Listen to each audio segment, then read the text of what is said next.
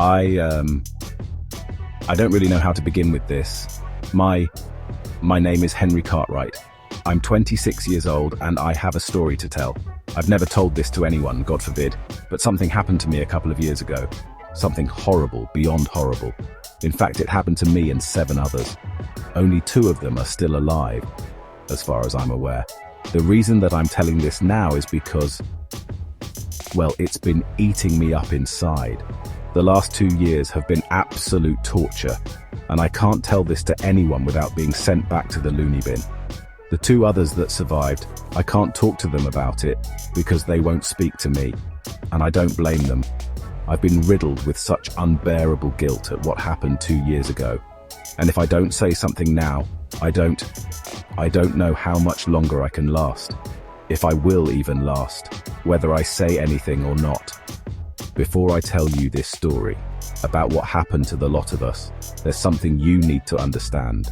What I'm about to tell you, you won't believe, and I don't expect you to. I couldn't give 2 shits if anyone believed me or not. I'm doing this for me, for those who died, and for the 2 who still have to live on with this. I'm going to tell you the story. I'm going to tell you everything, and you're going to judge me. Even if you don't believe me, you're going to judge me. In fact, you'll despise me. I've been despising myself. For the past 2 years, all I've done since I've been out of that jungle is numb myself with drink and drugs. Numb enough that I don't even recall ever being inside that place. That only makes it worse. Far worse. But I can't help myself. I've gotten all the mental health support I can get. I've been in and out of the psychiatric ward, given a roundabout of doctors and a never-ending supply of pills. But what help is all that when you can't even tell the truth about what really happened to you?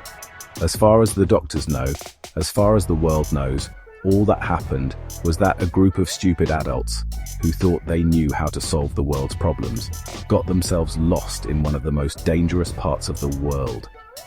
If only they knew how dangerous that place really is. And that's the real reason why I'm telling my story now. Because as long as that place exists, as long as no one does anything about it, none of us are safe. None of us. I journeyed into the real heart of darkness. The locals, they call it the Asili.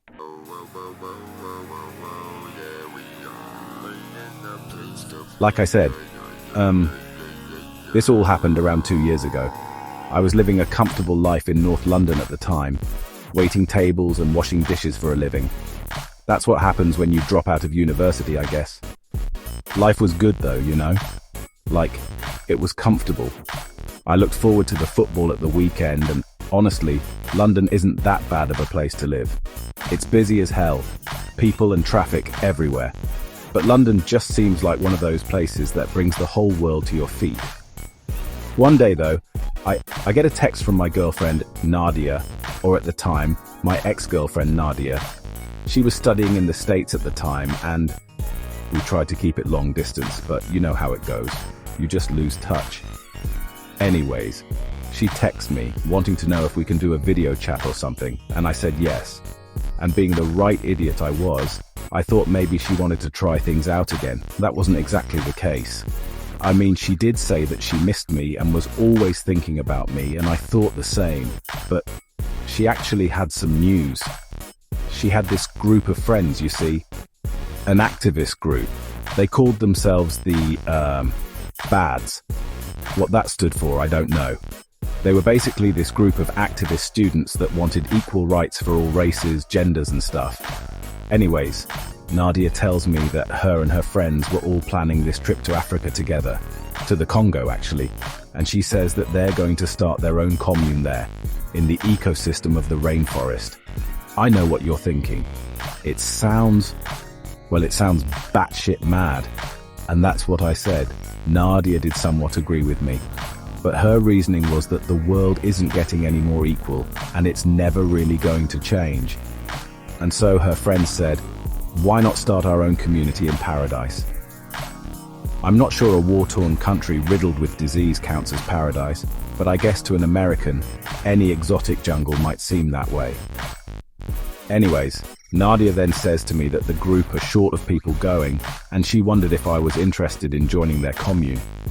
I of course said no fucking thank you, but she kept insisting. She mentioned that the real reason we broke up was because her friends had been planning this trip for a long time, and she didn't think our relationship was worth carrying on anymore. She still loved me, she said, and that she wanted us to get back together. As happy as I was to hear she wanted me back, this didn't exactly sound like the Nadia I knew. I mean, Nadia was smart, really smart actually, and she did get carried away with politics and that. But even for her, this all felt quite mad. I told her I'd think about it for a week, and against my better judgment, I said yes. I said yes, not because I wanted to go. Course I didn't want to go. Who seriously wants to go live in the middle of the fucking jungle? I said yes because I still loved her, and I was worried about her. I was worried she'd get into some real trouble down there, and I wanted to make sure she'd be all right. I just assumed the commune idea wouldn't work, and when Nadia and her friends realized that, they would all sod off back to the States. I just wanted to be there in case anything did happen. Maybe I was just as much of an idiot as them lot. We were all idiots.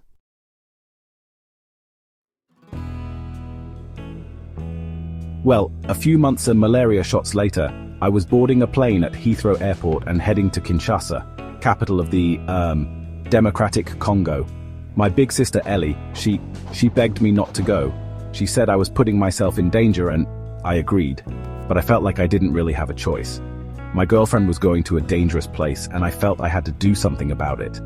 My sister, she basically raised me. We both came from a dodgy family, you see, and so I always saw her as kind of a mum. It was hard saying goodbye to her because I didn't really know what was going to happen, but I told her I'd be fine and that I was coming back, and she said, "You better." Anyways, I get on the plane and that's when things already start to get weird. It was a long flight, so I tried to get plenty of sleep, and that's when the dreams start, or the same dream. I dreamt I was already in the jungle, but I couldn't move. I was just floating through the trees and that, like I was watching a David Attenborough documentary or something. Next thing I know, there's this fence, or barrier of sorts, running through the jungle. It was made up of these long wooden spikes, crisscrossed with one another, sort of like a long row of X's. But on the other side of this fence, the rest of the jungle was like pitch black, like you couldn't see what was on the other side. But I can remember I wanted to go to the other side, like it was calling me. I feel myself being pulled through to the other side of the fence and into the darkness, and I feel terrified but excited at the same time. And that's when I wake up back in the plane. I'm all panicked and covered in sweat, and so I go to the toilet to splash water on my face, and that's when I realize I really don't want to be doing this. All I think now of doing is landing in Kinshasa and catching the first plane back to Heathrow. I'm still asking myself now why I never did.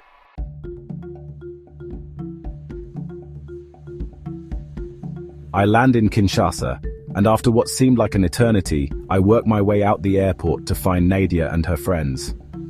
Their plane landed earlier in the day, and so I had to find them by 1 in the afternoon sharp, as we all had a riverboat to catch by 3. I eventually find Nadia and the group waiting for me outside the terminal doors. They looked like they'd been waiting a while. As much anxiety I had at the time about all of this, it still felt really damn good to see Nadia again, and she seemed more than happy to see me too. We hugged and made out a little. It had been a while after all, and then she introduced me to her friends. I was surprised to see there was only 6 of them, as I just presumed there was going to be a lot more. But who in their right mind would agree to go along with all of this? The first 6 members of this group were Beth, Chantal, and Angela. Beth and Angela were a couple, and Chantal was Nadia's best friend. Even though we didn't know each other, Chantal gave me a big hug as though she did. That's Americans for you, I guess. The other 3 members were all lads, Ty, Jerome, and Moses. Moses was the leader, and he was this tall, intimidating guy who looked like he only worked out his chest, and he wore this gold cross necklace as though to make himself look important. Moses wasn't his real name, that's just what he called himself. He was a kind of religious nut of sorts, but he looked more like an American football player than anything. Right from the beginning, Moses never liked me. Whenever he even acknowledged me, he would call me some name like Oliver Twist or Mary Poppins. Either that or he would try mimicking my accent to make me sound like a chimney sweeper or something. Jerome was basically a copy and paste version of Moses. It was like he idealized him or something, always following him around and repeating whatever he said. And then there was Ty. Even for a guy, I could tell that Ty was good looking. He kind of looked like a Rastafarian, but his dreads only went down to his neck. Out of the three of them, Ty was the only one who bothered to shake my hand, but something about it seemed disingenuous, like someone had forced him to do it. Oh, I think I forgot to mention it, but everyone in the group was black. The only ones who weren't were me and Angela.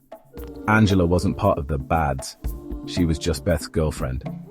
But Angela, she was pretty cool. She was a little older than the rest of us, and she apparently had an army background. I mean, it wasn't hard to tell. She had short boy's hair and looked like she did a lot of rock climbing or something. She didn't really talk much and mostly kept to herself, but it actually made me feel easier with her there, not because of, but because neither of us were BADS members. From what Nadia told me, Moses was hoping to create a black utopia of sorts.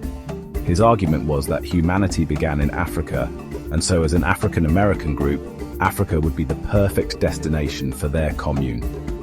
I guess me and Angela tagging along kind of ruined all that. As much as Moses really didn't like me, Ty, it turned out Ty hated me for different reasons. Sometimes I would just catch him staring at me, like he just hated the shit out of me. I wouldn't learn till later why that was.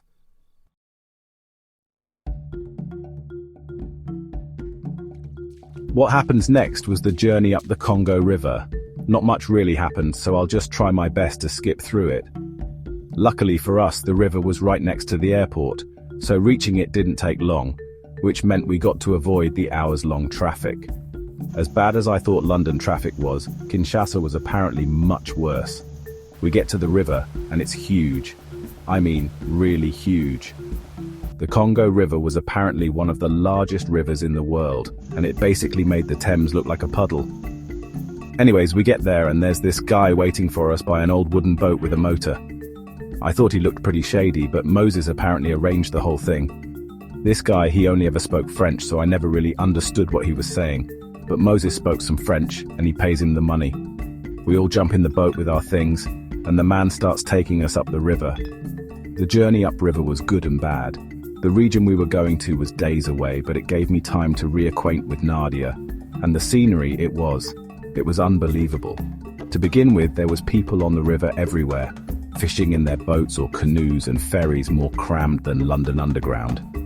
At the halfway point of our journey, we stopped at this huge, crowded port town called Mbandaka to get supplies. And after that, everything was different. The river, the scenery, it was like we left civilization behind or something. Everything was green and exotic. It honestly felt like we stepped back in time with the dinosaurs. Someone on the boat did say the Congo had its own version of the Loch Ness monster somewhere, that it's a water dinosaur that lives deep in the jungle. It's called the Macaulay Bembe or something like that. Where we were going, I couldn't decide whether I was hoping to see it or not. I did look forward to seeing some animals on this trip, and Nadia told me we would probably get to see hippos or elephants, but that was a total letdown. We could hear birds and monkeys in the trees along the river, but we never really saw them. I guess I thought this boat ride was going to be a safari of sorts. We did see a group of crocodiles sunbathing by the riverbanks, and if there was one thing on that boat ride I feared the most, it was definitely crocodiles. I think I avoided going near the edge of the boat the entire way there. The heat on the boat was unbearable, and for like half the journey it just poured with rain. But the humidity was like nothing I ever experienced. In the last 2 days of the boat ride, all it did was rain, constantly. We were all drenched. The river started to get more and more narrow enough for only one boat to fit through. The guy driving the boat started speeding round the bends of the river at a dangerous speed. We honestly didn't know why he was in a rush all of a sudden. We curve round one bend, and that's when we all notice a man waving us down by the side of the bank. It was like he had been waiting for us. Turns out this was also planned. This man, Fabrice, I think his name was.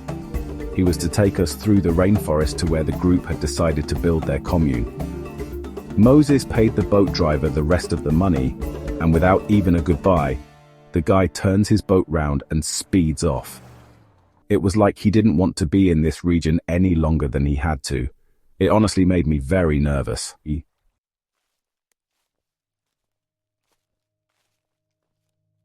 We trekked on foot for a couple of days, and honestly, the humidity was even worse inside the rainforest. But the mosquitoes, that truly was the fucking worst.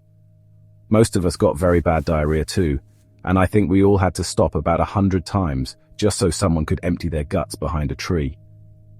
On the last day, the rain was just pouring down, and I couldn't decide whether I was too hot or too cold. I remember thinking that I couldn't go on any longer. I was exhausted.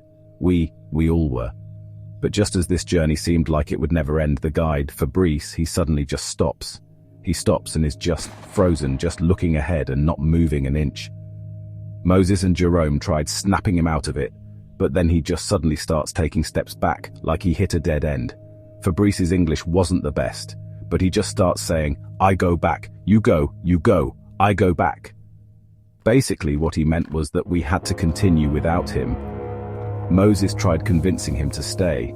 He even offered him more money, but Fabrice was clearly too afraid to go on. Before he left, he did give us a map with directions on where to find the place we were wanting to go. He wished us all good luck, but then he stops and was just staring at me, dead in the eye. And he said, "Good luck, Arsenal." Like me, Fabrice liked his football, and I even let him keep my Arsenal cap I was wearing. But when he said that to me, it was like he was wishing me luck most of all, like I needed it the most. It was only later that day that we reached the place where we planned to build our commune. The rain had stopped by now, and we found ourselves in the middle of a clearing inside the rainforest. This is where our commune was going to be. When everyone realized we'd reached our destination, every one of us dropped our backpacks and fell to the floor. I think we were all ready to die. This place was surprisingly quiet, and you could only hear the birds singing in the trees and the sound of swooshing that we later learned was from a nearby stream. In the next few days, we all managed to get our strength back. We pitched our tents and started working out the next steps for building the commune. Moses was the leader, and you could tell he was trying to convince everyone that he knew what he was doing, but the guy was clearly out of his depth. We all were. That was except Angela. She pointed out that we needed to make a perimeter around the area, set up booby traps and tripwires. The nearby stream had fish, and she said she would teach us all how to spear fish. She also showed us how to make bows and arrows and spears for hunting. Honestly, it just seemed like there was nothing she couldn't do, and if she wasn't there, I doubt any one of us would have survived out there for long. On that entire journey, from landing in Kinshasa, the boat ride up the river, and hiking through the jungle, whenever I managed to get some sleep, I kept having these really uncomfortable dreams. It was always the same dream. I'm in the jungle, floating through the trees and bushes before I'm stopped in my tracks by the same makeshift barrier fence, and the pure darkness on the other side. And every time I'm wanting to go enter it. I don't know why, because this part of the dream always terrifies me, but it's like I have to find what's on the other side. Something was calling me. On the third night of our new commune, though, I dreamt something different. I dreamt I was actually on the other side. I can't remember much of what I saw, but it was dark, really dark. But I could walk. I was walking through the darkness, and I could only just make out the trunks of trees and the occasional branch or vine. But then I saw a light ahead, only 20 meters away. I tried walking towards the light, but it was hard, like when you walk or run in your dreams, but you barely move anywhere. I do catch up to the light, and it's just a light glowing, but then I enter it.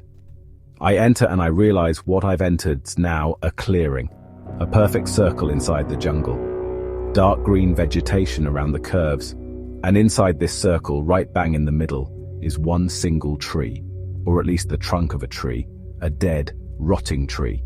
It had these long snake-like roots that curled around the circle's edges, and the wood was very dark, almost black in color. A pathway leads up to the tree, and I start walking along it. The closer I get to this tree, I see just how tall it must have been originally. A long stump of a tree, leaning over me like a tower. Its shadow comes over me and I feel like I've been swallowed up. But then the tree's shadow moves away from me, as though beyond this jungle's darkness is a hidden, rotating sun. And when the shadow disappears, I see a face. High above me on the bark of the tree, carved into it.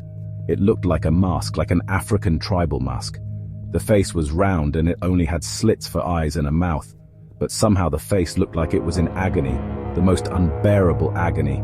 I could feel it. It was like torture, like being stabbed all over 1,000,000 times or having your own skin peeled off while you're just standing there. I then feel something down by my ankles.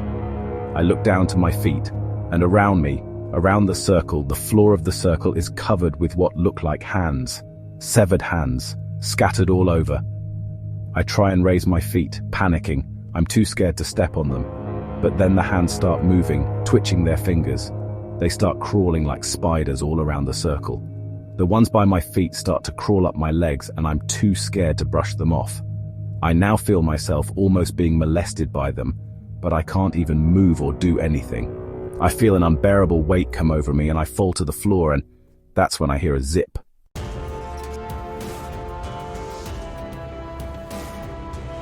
End of part 1. If you enjoyed this chilling tale, please like this video and help us reach 100 likes for part 2.